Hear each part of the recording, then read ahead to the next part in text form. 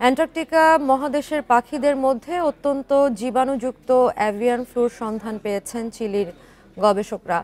সামুদ্রিক পাখি স্কুয়া বার্ডের মৃত্যুহার বাড়ার জন্য এই ভাইরাসকে দায়ী করেছেন তারা। বিজ্ঞানীদের মতে এভিয়ান ফ্লুর H5N1 ধরনের প্রভাবে অ্যান্টার্কটিকার বাস্তুতন্ত্র হুমকির মুখে পড়েছে। এই ঈদে জামা জুতো অ্যাক্সেসরিজের ডিসকাউন্ট।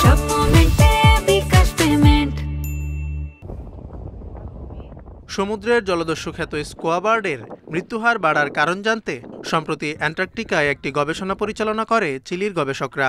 গবেষণায় মহাদেশটিতে অ্যাভিয়ান ফ্লুর অত্যন্ত জীবাণুযুক্ত ধরনের সন্ধান পায় তারা। স্কোয়া বার্ডের মৃত্যুর জন্য এই ধরনকেই দায়ী করে গবেষকরা।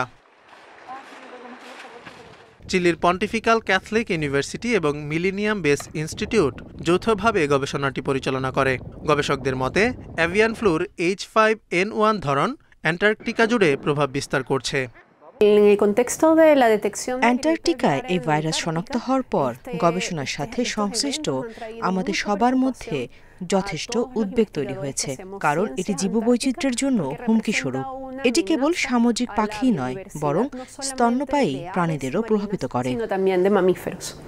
অসংখ্য নমুনা সংগ্রহ এবং সেগুলো পরীক্ষাগারে বিশ্লেষণ শেষে গবেষকরা জানান, ভাইরাসটি দক্ষিণ আমেরিকা থেকে অ্যান্টার্কটিকায় স্থানান্তরিত হয়েছে, যা পৃথিবীর অন্যতম নির্মল বাস্তুতন্ত্রকে হুমকির মুখে ফেলেছে।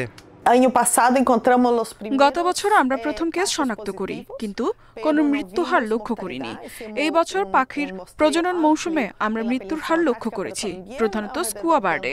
এই প্রজাতি সাধারণত অঞ্চলটির মৃত প্রাণী খেয়ে বেঁচে থাকে। স্কুয়া বার্ড দূরবর্তী স্থান এবং অন্যান্য প্রজাতিতে ভাইরাসটি ছড়িয়ে দিতে সক্ষম। অ্যাভিয়ান ইনফ্লুয়েঞ্জা বার্ড ফ্লু নামে অধিক পরিচিত এই ভাইরাসের বিস্তার বিশ্বব্যাপী পশুপালনকে ধ্বংস করে দিচ্ছে, সরবরাহ শৃঙ্খলে ব্যাঘাত ঘটাচ্ছে এবং খাদ্যের দাম বাড়িয়ে দিচ্ছে। অ্যাভিয়ান ইনফ্লুয়েঞ্জা দিন দিন স্তন্যপায়ী প্রাণীর মধ্যেও ছড়িয়ে পড়ছে এবং মানুষের মধ্যে সংক্রমণের ঝুঁকি নিয়ে বিশ্বের বিভিন্ন দেশে উদ্বেগ তৈরি করছে। Zobayer Hossain, independent news.